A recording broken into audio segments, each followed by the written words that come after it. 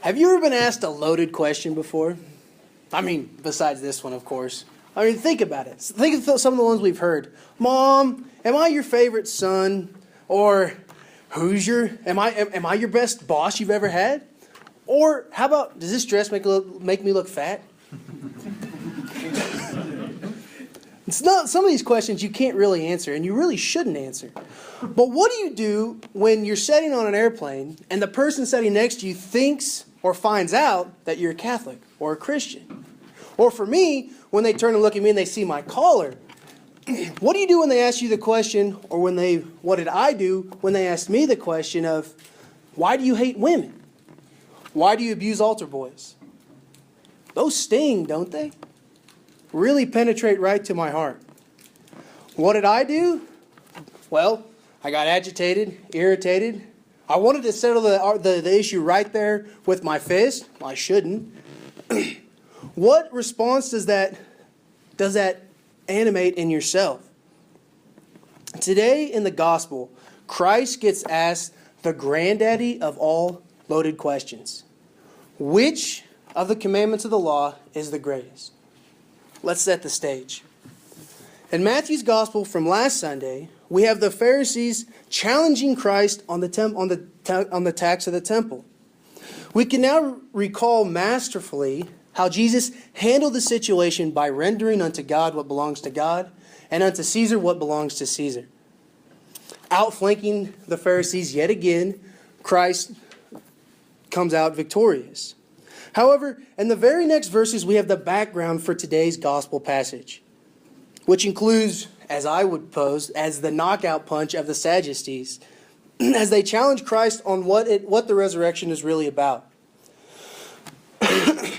Christ, in this dispute, points out the essential flaw that the Sadducees have in their narrow-minded thinking, leaving them in astonishment at his teaching. Here we arrive to today. The statement of the Pharisees have gathered together after Christ silenced the Sadducees should sound somewhat odd to us. The Pharisees and the Sadducees aren't really neighborhood buddies.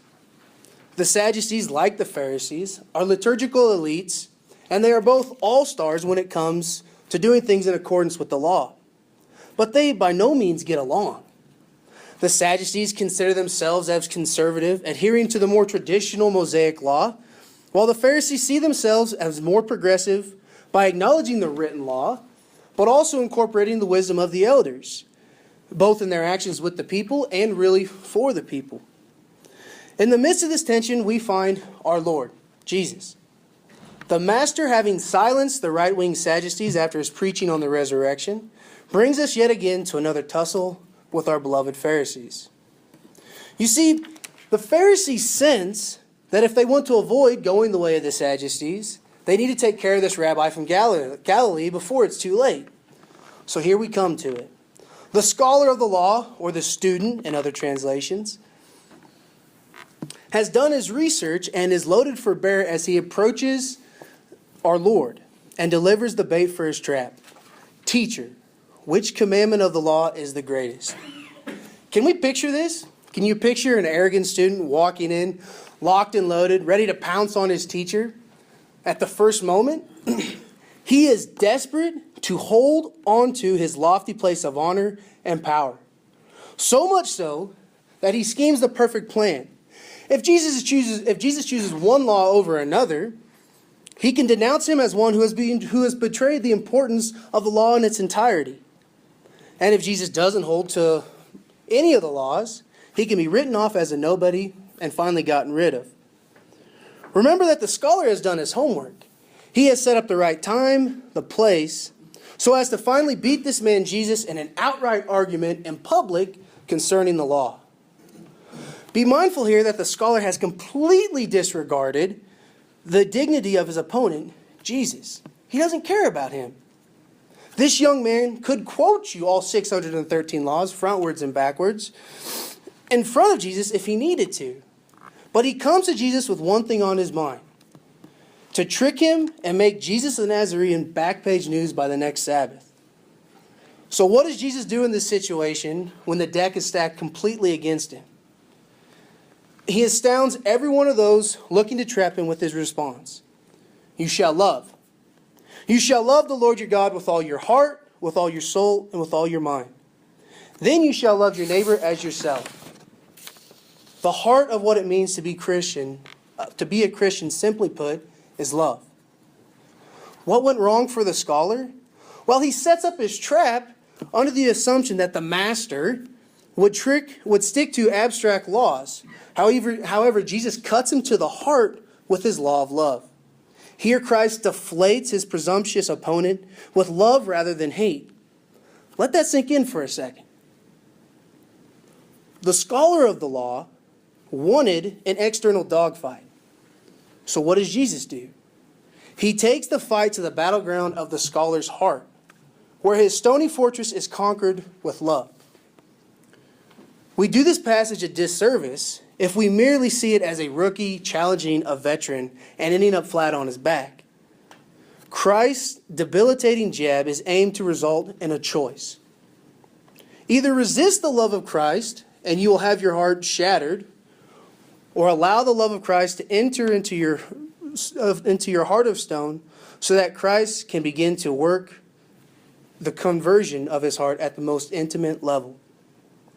How ironic it is that the masters of the law have made their religion so airtight and foolproof that they have expelled the very essence of what the law is, namely love. The scholar in today's gospel brought pride and self-righteousness, while Christ brings humility, self-effacious, endless love. The fight was over before the fighters even stepped into the ring. Thanks be to God, I don't act like this Pharisee. I'm so happy that I can handle this situation in a completely different way. Right? Am I? Are we? You see, Christ's love for man is not meant, for this man and for us, is not meant to cripple us and to leave us in our brokenness. On the contrary, Christ has given us a choice to accept or deny this gift, which the gift can rebuild us into the saints that he is calling us to be. What are we too proud of? Or what are we unwilling to let Christ purge us of?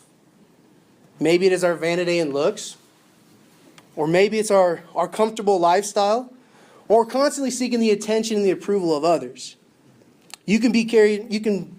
Whatever it is, it's not impossible to rid that out of our lives. You can be guaranteed that it's going to be painful, but Christ is longing to offer us his love so that our brokenness may be healed. If we are willing to do this, we can make the psalmist's words our own and say, I love you, Lord, my strength. So we have a choice. Just like the scholar of the law, we can accept our marching order of love and transform those around us and the world around us.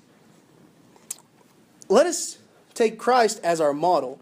Let us consider what he has done for all men, for the beloved disciple, and even to his executioners. Let us not forget how he prayed for mercy for all of them.